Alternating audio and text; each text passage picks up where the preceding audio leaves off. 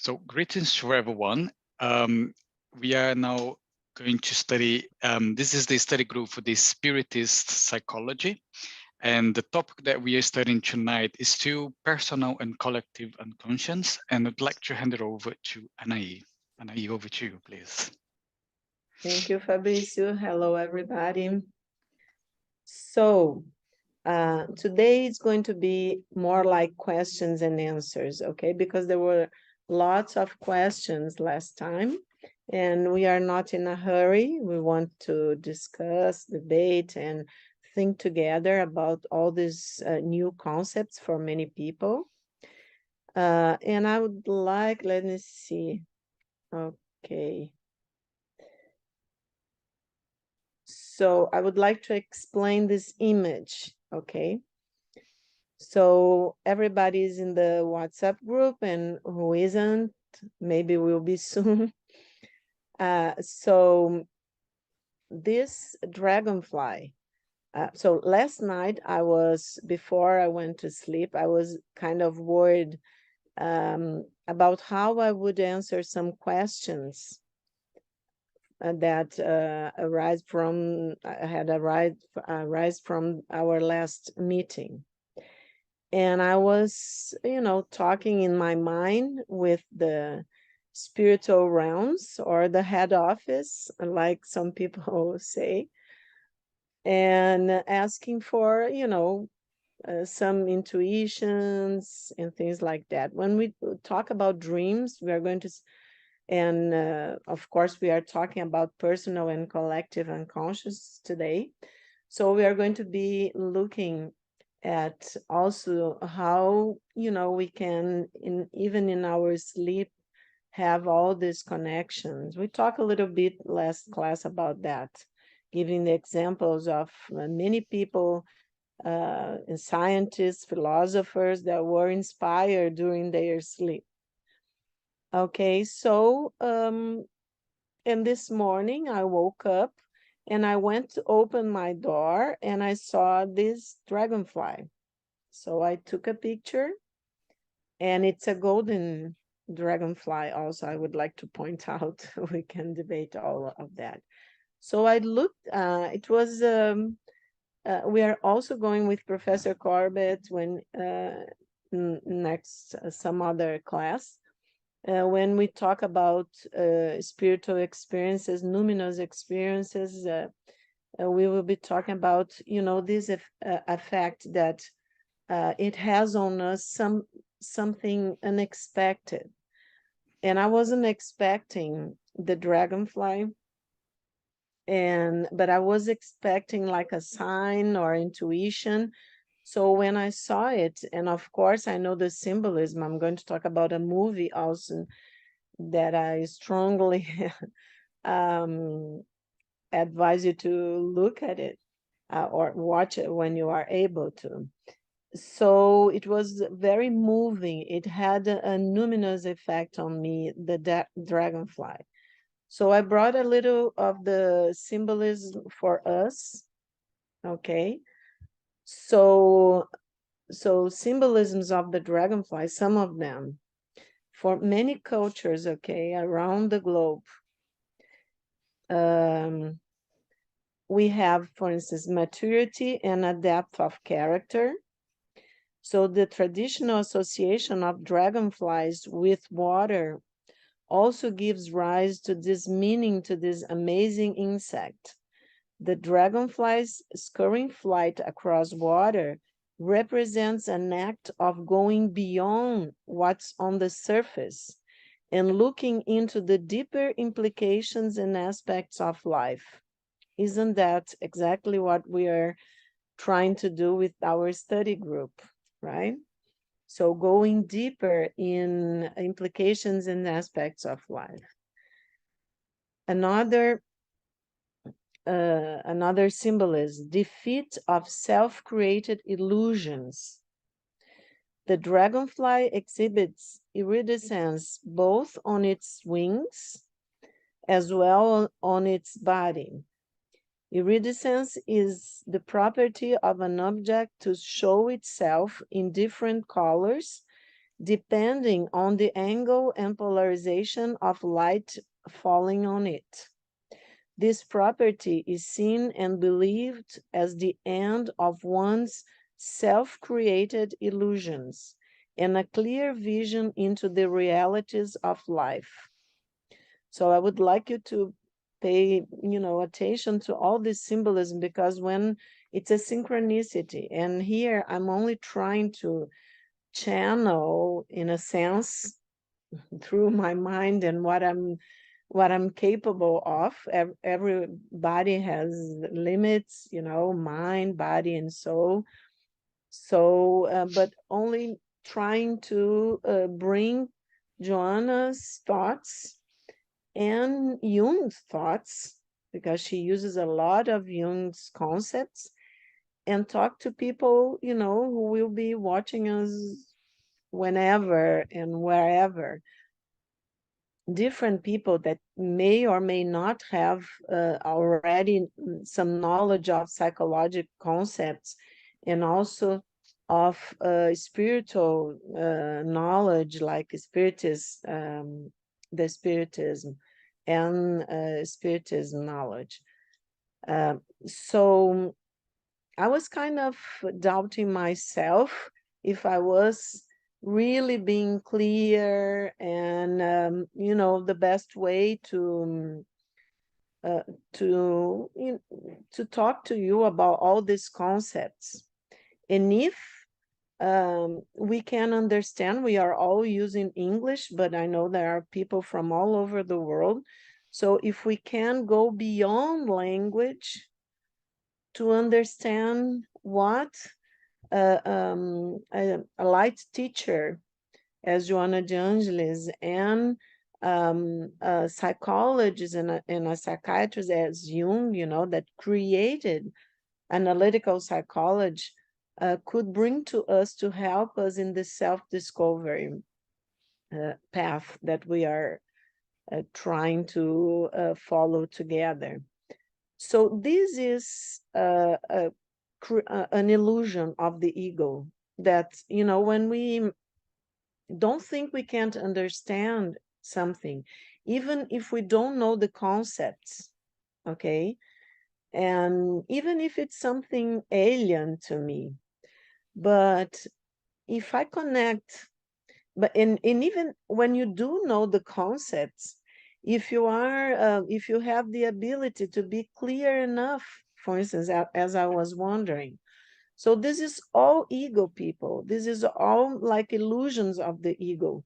And I think it's very practical, the way that this spiritual dimension talks to us. We don't have to be like, really developed mediums to have this connection with the what we call the transpersonal dimension, the dimension of the psyche, because we are all in connection through the transpersonal dimension of the psyche. So this, what Jung called the collective unconscious. Okay. So when I thought, and I was not thinking alone, because I was thinking about the questions that you made. So we were, in a certain way, all connected with our fears, doubts, our illusions of that we are so separate from each other, because we may be, geographically speaking, but since we are together here, Fabrizio talks a lot about us being like a family, right, Fabrizio? Like in Joanna, and in this search for self-discovery. So we are like a family, but like a spiritual family. Doesn't matter if not everybody can be present in one session or the other, but and sometimes people leave, for instance, the WhatsApp group, or they cannot be here anymore, or they don't connect, but it doesn't matter. Or some other people come in and go little by little. It doesn't matter. Why? Because every step that we go up in this ladder of self-knowledge, we enrich it, okay, if we can say that, or we achieve more consciousness.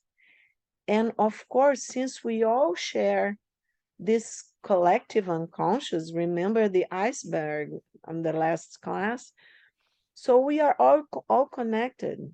So it doesn't matter if people say, I don't, I don't feel, very, it doesn't make sense to me, I will leave, or I will try some other thing. Many paths leads to the same point, and we are going to be, because it's this immense ocean that we are all immersing, like fishes in the ocean, okay?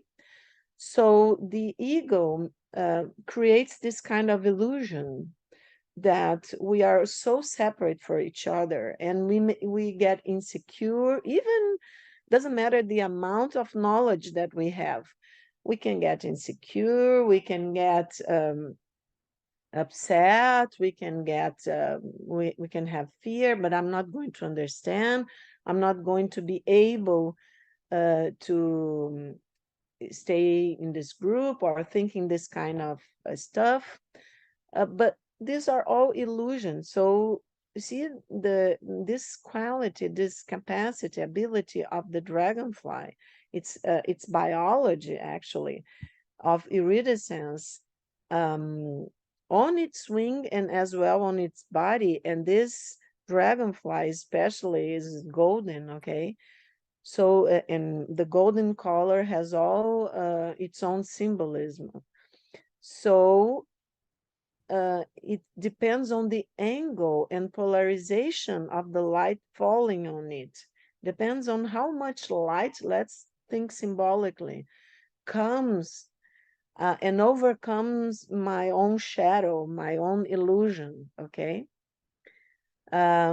So this property is seen and believed as the end of one's self-created illusions and a clear vision into the realities of life. So the magical property of iridescence is also associated with the discovery of one's own abilities by unmasking the real self and removing the doubts one casts on his, her own sense of identity. I was doubting myself, for instance. I don't know if you last class were doubting yourselves at some point, but see the all the symbolism involved, so we can each one of us connect with one part, all parts of the symbolism that we are talking today. So this again indirectly means self-discovery and removal of inhibitions. So I always say that Joanna's class are not, and this self-discovery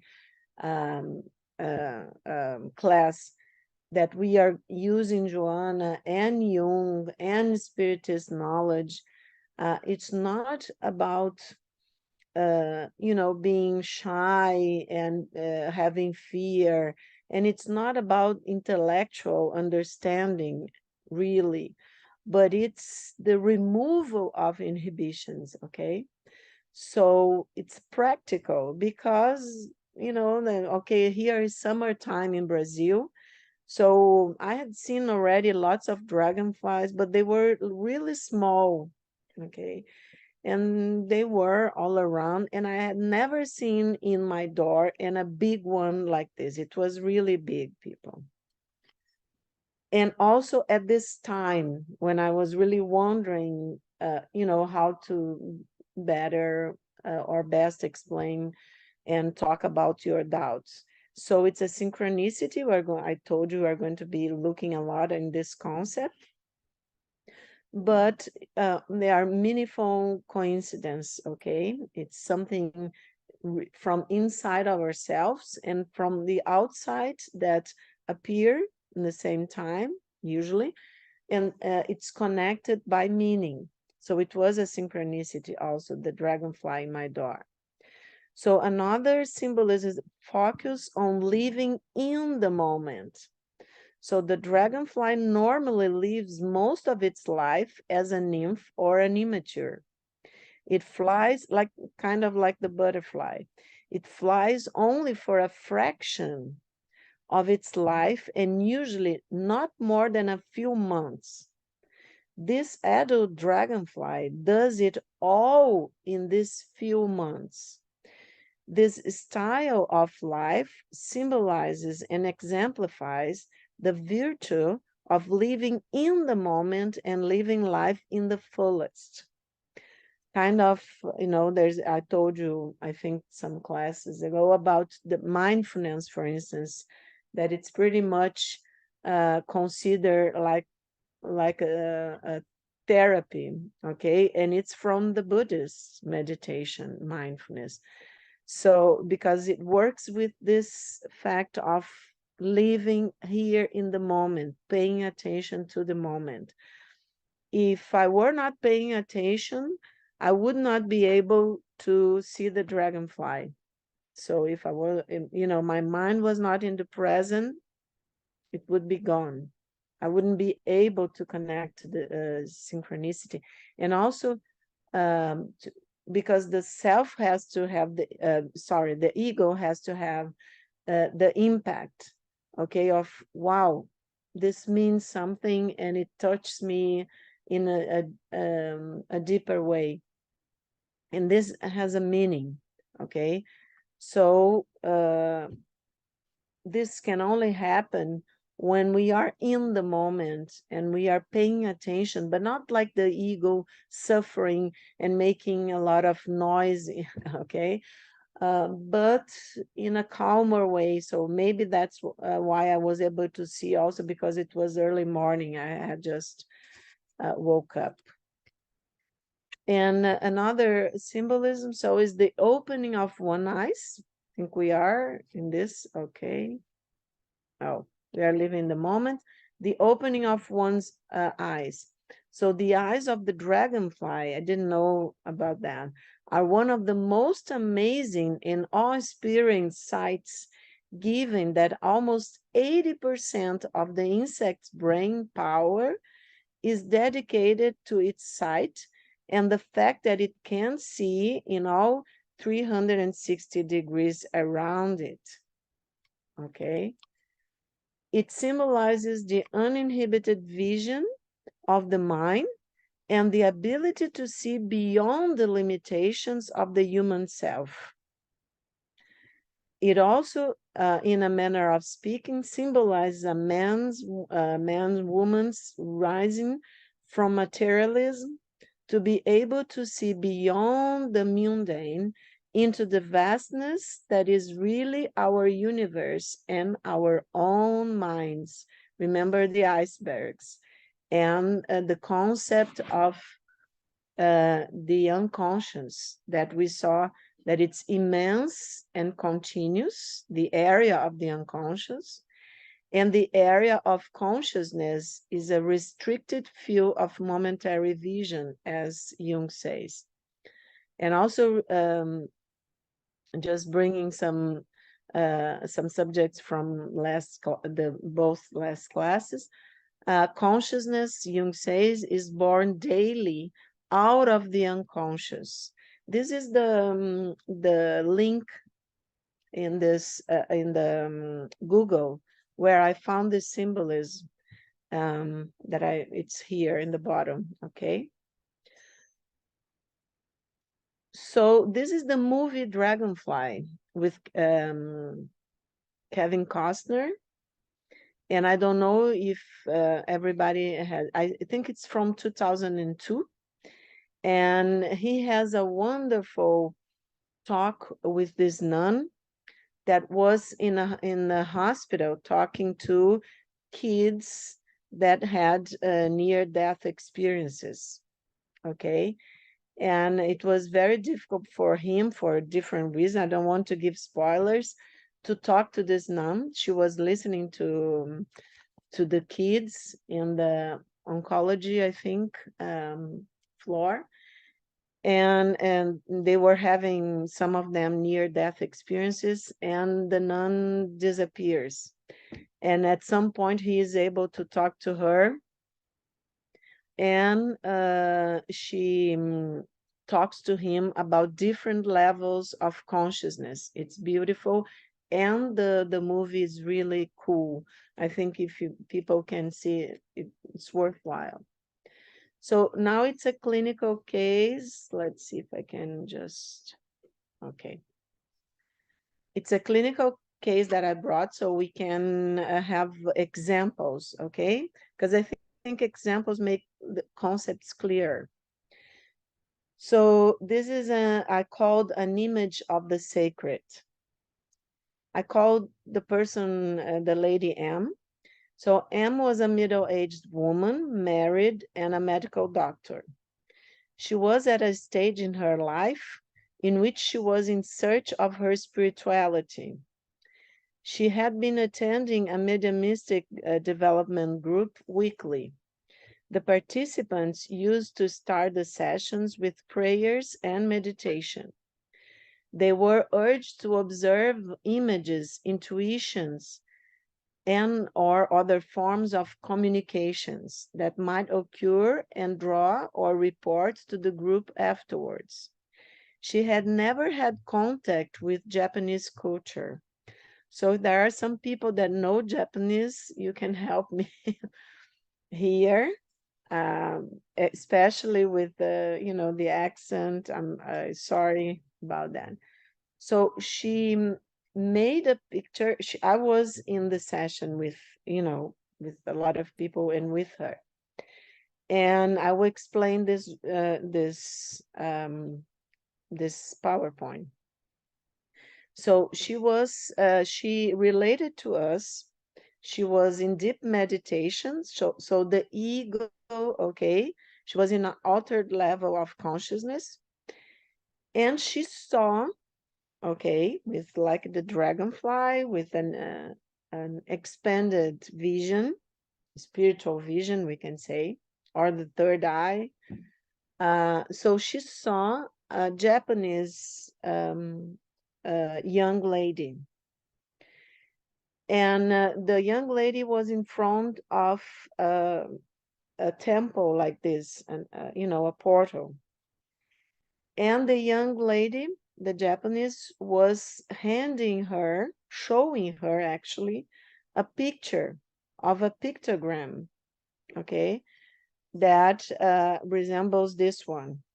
The paper was very frail where she draw. She gave it to me, and I couldn't take the picture. So my daughter, actually, that knows a little about Japanese, she helped me, and all these PowerPoints that you are going to be seeing, it's her doing, okay?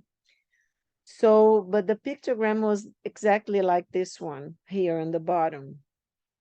And the lady was in front of this portal, showing her, and she draws, okay, with her eyes closed, this pictogram.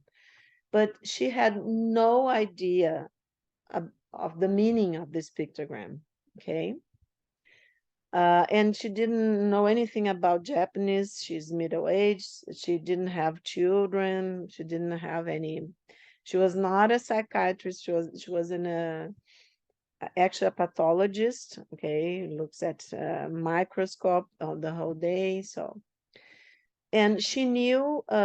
Even my daughter and my son knew some Japanese. So she asked me if I could ask them the meaning of this. So just for you to have an idea, it took my daughter something around 10 hours in the total. And she was on vacation. She was, I think, in the beginning of medical school. And she was on vacation. That's why she could go in different dictionaries, Japanese dictionaries, okay? So this is my daughter's drawing. Has to be in the dictionary. This is a Japanese dictionary where you draw and the dictionary gives you the meaning. So the meaning that this dictionary gave, okay, this is the pictogram. I don't know how to pronunciate. I'm sorry if we have a G, she, I don't know. Okay, no, I'm not going. So if we have somebody that speaks Japanese and wants to open the microphone, please be welcome. But this pictogram in this dictionary means show indicate, point out, express, display. Okay. And then she knows that the pictograms can come from, a very Japanese and Chinese, and they have a common ancient language. Okay, that means like written in stones from many millennia ago. So she went to another dictionary to break. Okay, this is the link for this dictionary, and to break in, like I say, break, I'm not sure if that's in small pieces, to say how this modern, if we can say, pictograph can be separated. And you see here, I don't know if you can see in my right here in the screen, the tree written vertically to resemble this image means elements, sun, moon, and stars of heaven above. Early form resembling this image, which revealed the truth of God. And also it's all inside this meaning, inside the pictogram, the story of this image: teach, show, demonstrate, show, set an example. Okay. Then she went to another one. And here's the link in the bottom of this other dictionary. And it says primitive pictograph, an altar indicating things related to God, and also ancestral tablet. Now meaning show, to indicate, to make known, to reveal. And his also images that are part of this pictograph. And the carrot looks like an altar or offering table, the top stroke depicting the offered goods, meaning ancestor, veneration, or spirit. Transformed from this image here is used as a radical, which always appears in the left half of characters. For example, here is the image, okay? Spirit or God, I don't know how to pronounce it, as a phonetic marker, this image here. And ancestor, a pictograph or of a stand with shelves for offerings to ancestors. Okay, so all of this, like 10 hours looking for the meanings and to the roots of the meanings in the pictograph. And this beautiful image that it's in the pictograph, so ancestor, so blessing, wish, and also altar. Here you can see the pictographs that are inside it. God and pray. These are the images, okay? So Joanna recalls, and this was in last class, just for us to make about all of this that we are talking, to reason together. So Joanna recalls that Jung established that existence is only real when it is conscious for someone. And that man's task is to become aware of the contents that press upwards, coming from the unconscious. So you see an image of a young Japanese lady in front of a portal, a temple, giving a pictograph to a person. Where, this image came from, people, or from where it came. Of course, she was in an altered, she was deep in meditation, in an altered state of consciousness. So of course and she, couldn't relate to anything. She's not even, close, familiar to Japanese language and pictograms and all of this. So we could say it came from, this transpersonal dimension, that it's also the spiritual dimension, okay? We call also the objective psyche, but let's not make it difficult at this point. So you see how important it is. Man's task is to become aware of the contents that press upwards coming from the unconscious. So it had a numinous effect, you know, a sacred effect for this lady. It had a sacred effect on me. And I was really moved by all the experience. I didn't know anything. And I was also in the mediumistic group, okay, trying to develop my intuitions, expand my consciousness. And I have already presented to some people these images, this case report. She allowed me to do that. So it is images that are always in our egos we are sharing, but you know, the sacred, to reveal, to teach, to make known our archetypes, our ancient forms, okay, of the divine, the sacred, to manifest itself, that we all, they are identical. There was a question about this, so I'm also answering that question, that it's identical for all of us because we have a common origin, okay? And let's talk a little more about that.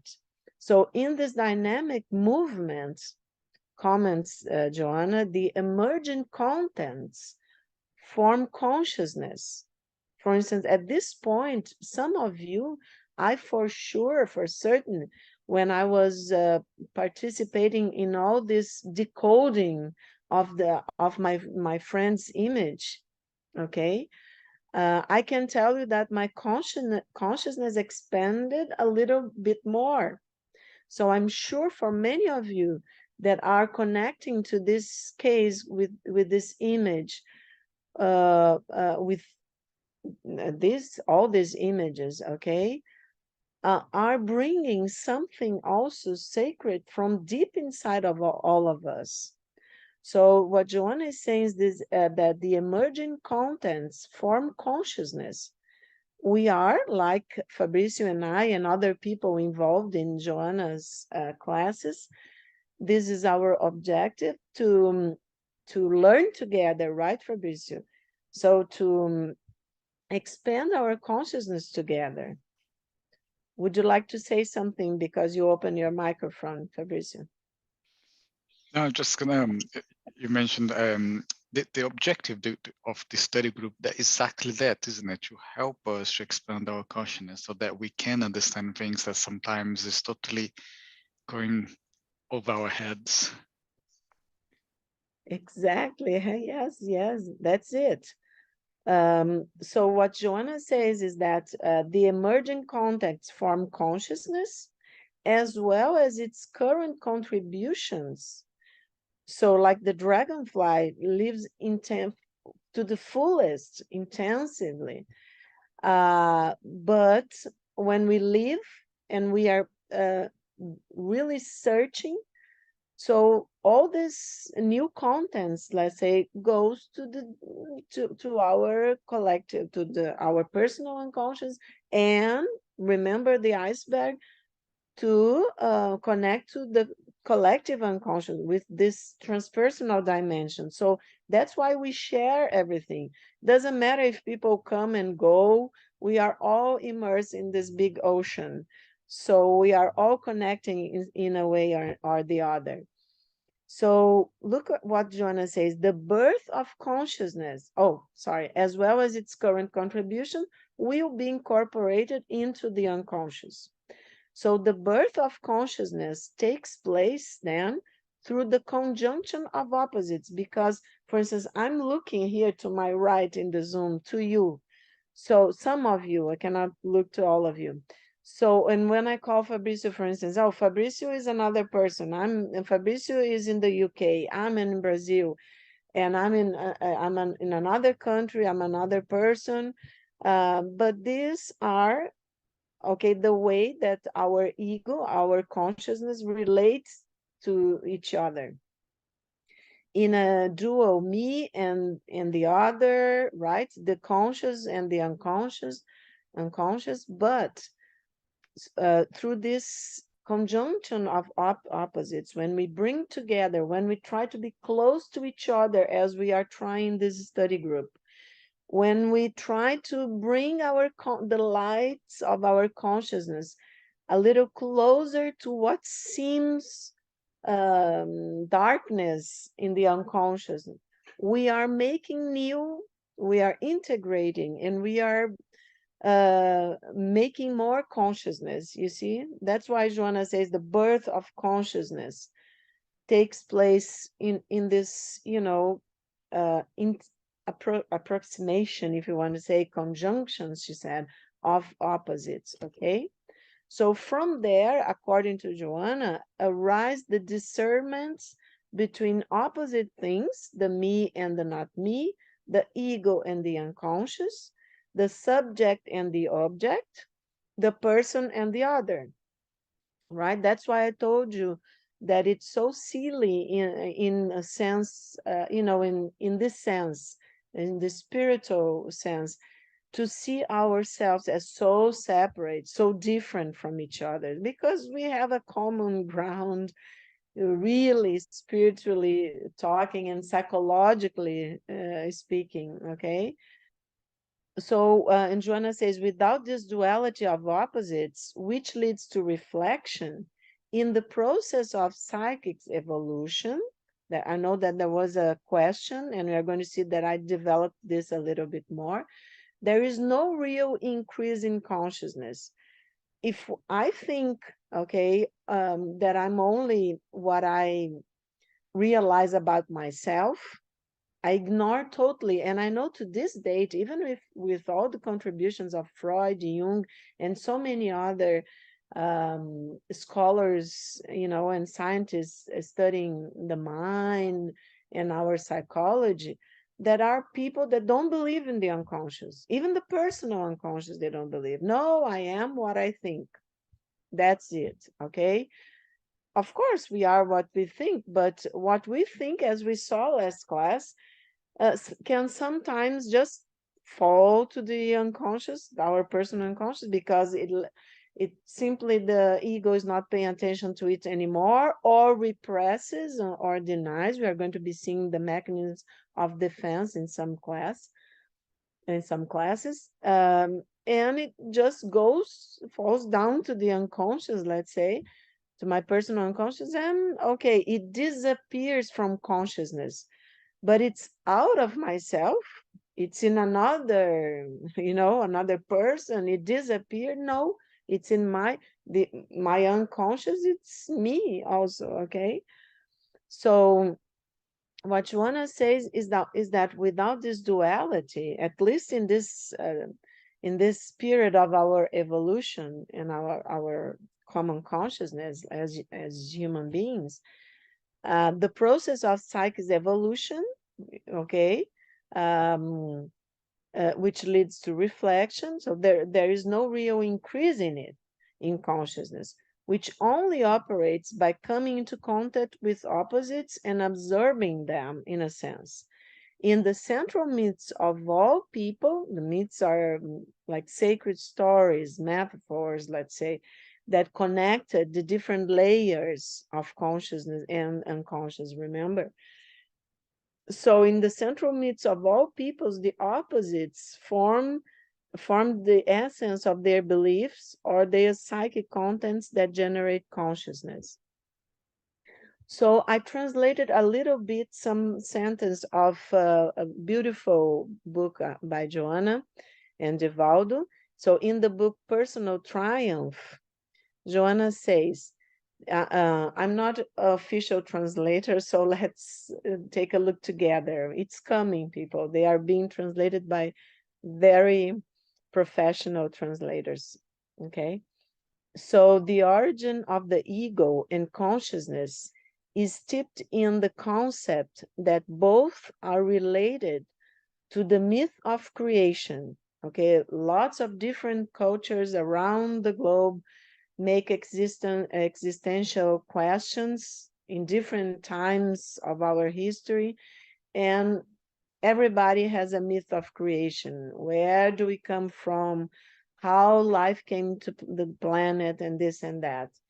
So Joanna is saying that the origin of the ego and consciousness is steeped in the concept that both are related to the myth of creation. When there was nothing, plunged into the predominant unconscious, they emerge constituting the birth of the ego through the suffering it will face, and its liberation or redemption will only be possible through the different stages of its development.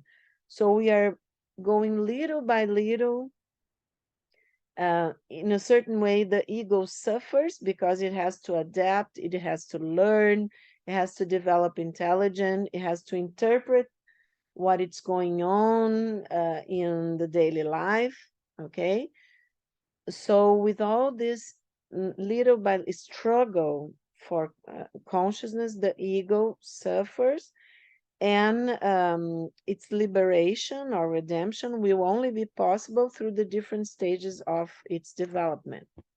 So in the creation myth, perfection would be, in principle, characterized by the symbol of the circle, or would present itself in the form of light.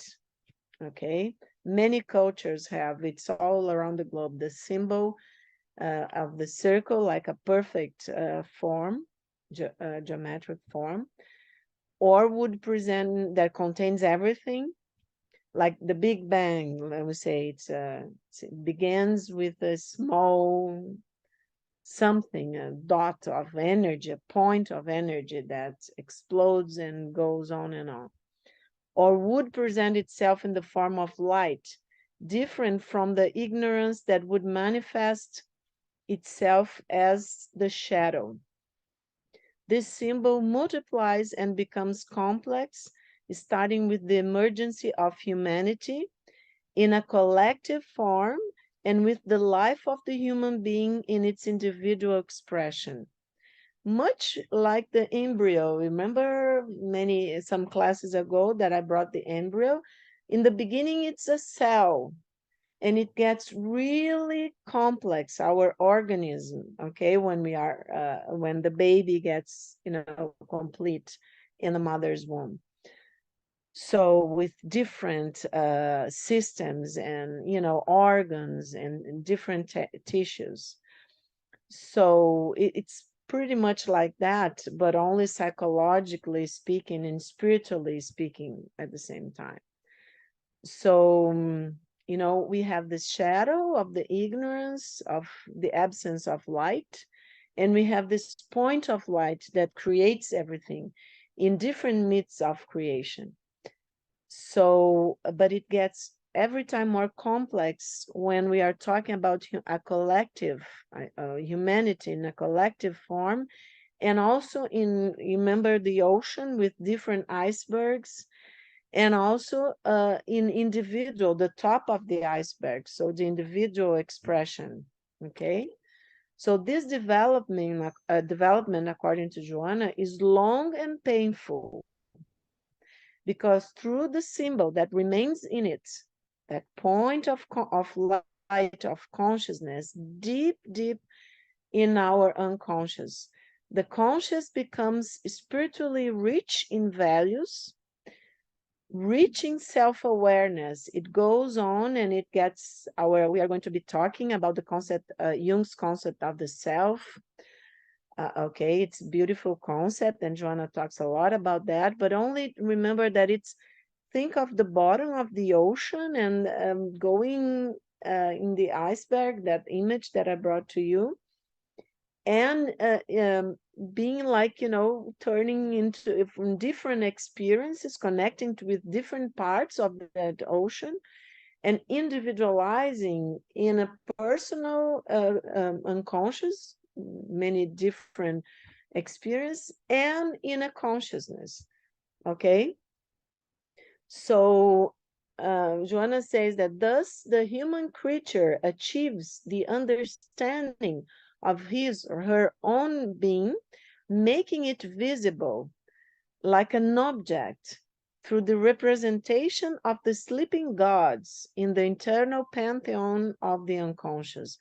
So everything that it's important to us, that it's sacred, okay, that symbolize something really important for our development of our consciousness is there, and we have to make it known to us. We have to be able to see. So we do that through symbols like our dragonfly, okay? So we achieve this understanding by making somehow visible. We are trying, it's self-study group. So we are trying to look at our own psyche, our own consciousness, and with our consciousness, we are trying to look at our psyche, our unconscious, personal unconscious, and even going deeper, finding new meanings within deep ourselves, the deepest parts of ourselves, so our collective unconscious.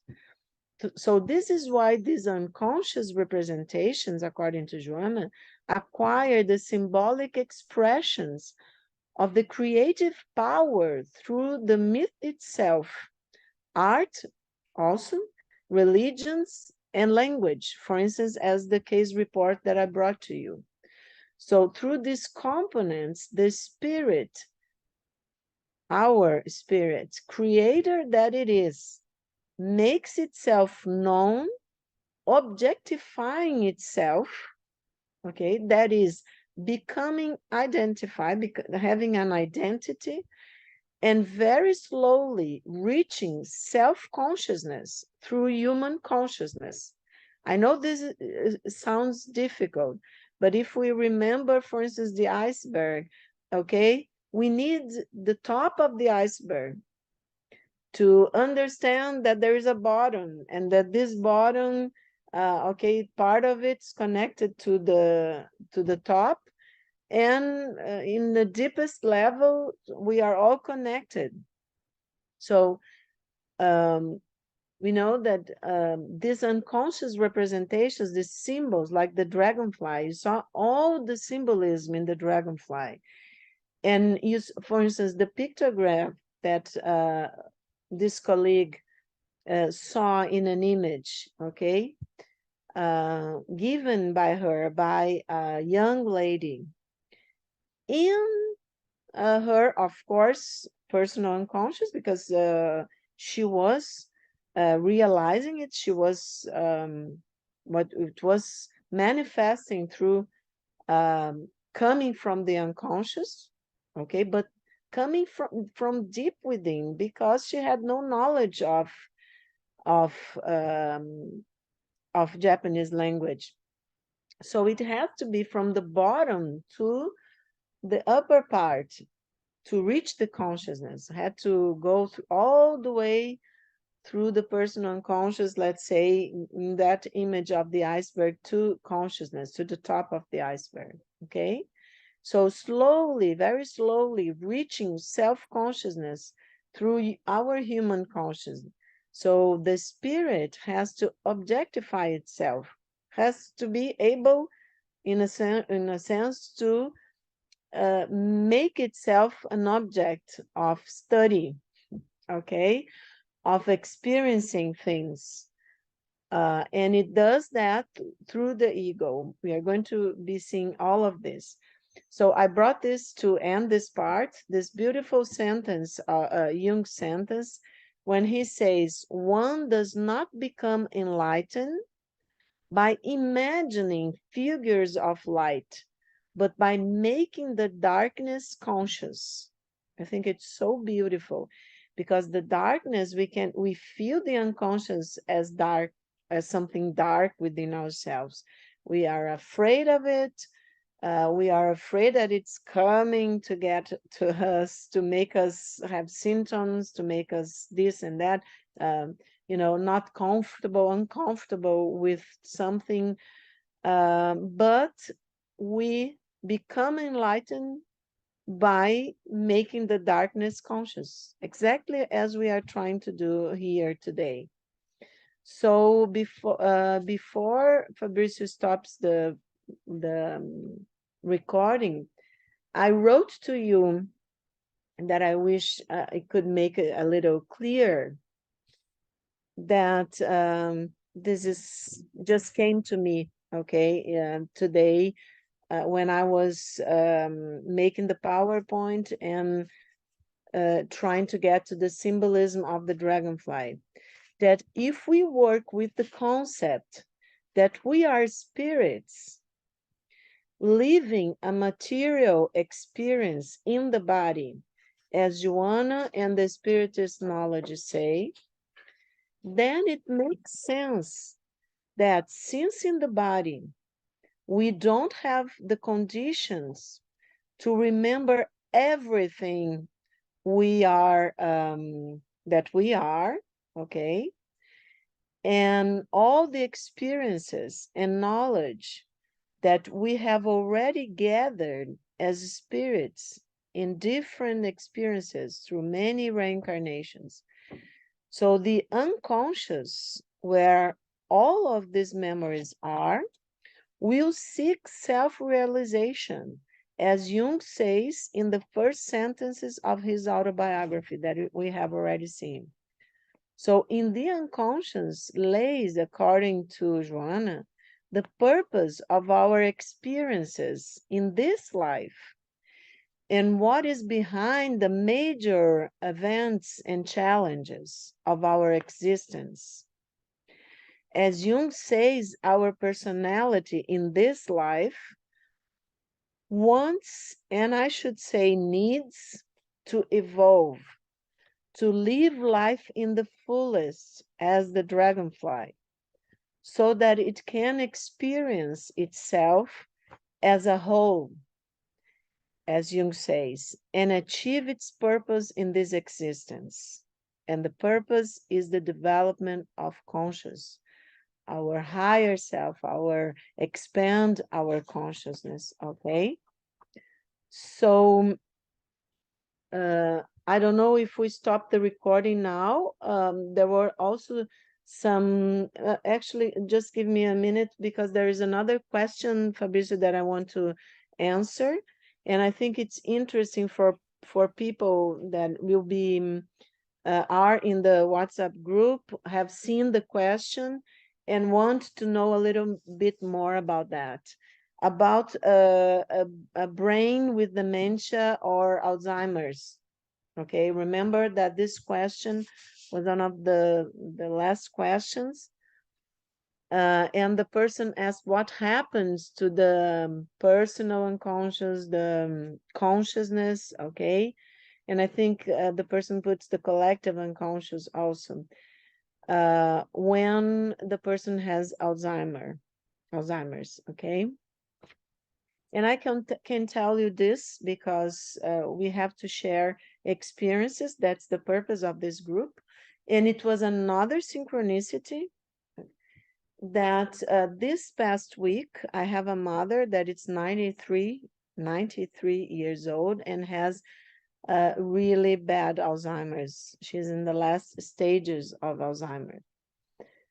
But this past week, there was one of my sisters. We had a lot of brothers and sisters. One of my sisters had a birthday, and but anyway, so there were some emotional things happening in the family, and her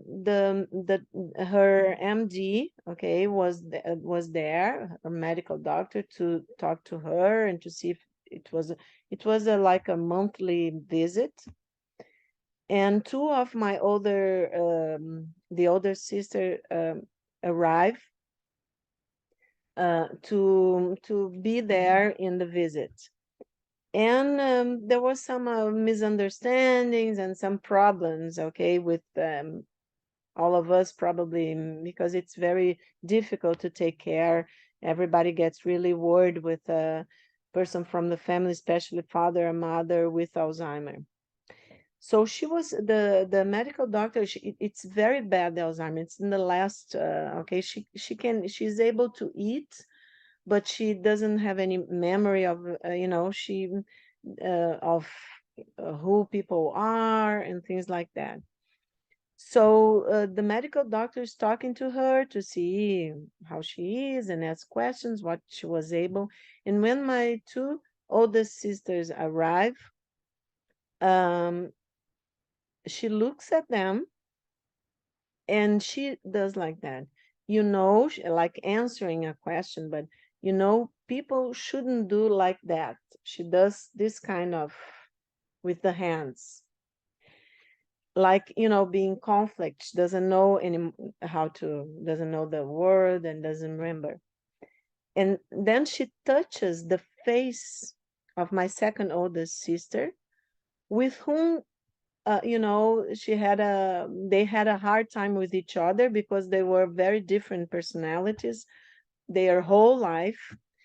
She touches the face, she grabs her hand, she stay with her, you know, holding hands during the whole visit of the medical doctor, and she says something that would be impossible for her at this point of Alzheimer's.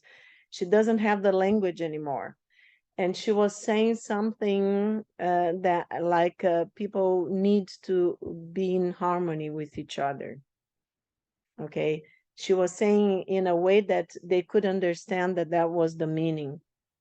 So how can a brain so damaged, it's really, really bad.